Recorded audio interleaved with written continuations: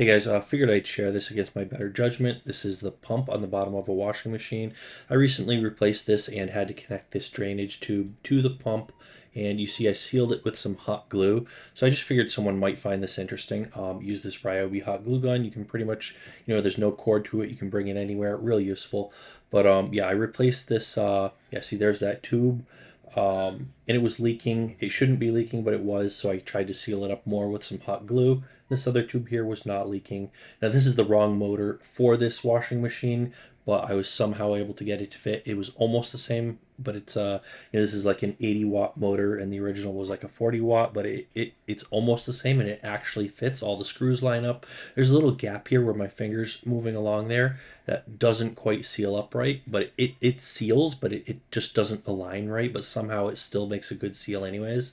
But funny thing, it didn't leak here where I'm pointing to, but it actually leaked where that tube connects to the motor. So anyways, used hot glue to seal that up. It worked pretty well until the seal broke again, because the hot glue just once it's dried, it works well, but then if it moves around it can break, and apparently the seal broke. So I ended up having to redo this whole thing with silicone. So I just could not get that tube to stay to not leak. It just kept leaking. I should not leak with the clamp on there, but it was. So I ended up putting silicone on the inside of that tube. Oh, and here what I'm pointing to is a wire. I had to solder that on there too. And yeah, that was a little bit harder. I soldered it on and put hot glue over the solder joint to keep it sealed up there. But yeah, if you can see that close up there, so the hot glue kind of protects it so that it doesn't break off.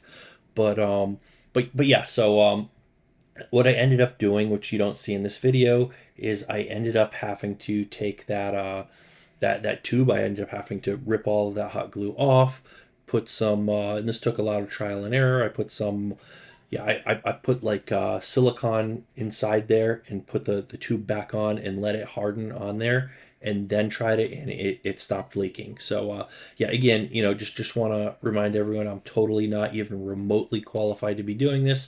This is just me poking around with a stupid old washing machine that kept leaking when I had to replace the faulty pump, which I couldn't find the right model online, so I had to buy the closest thing I could find.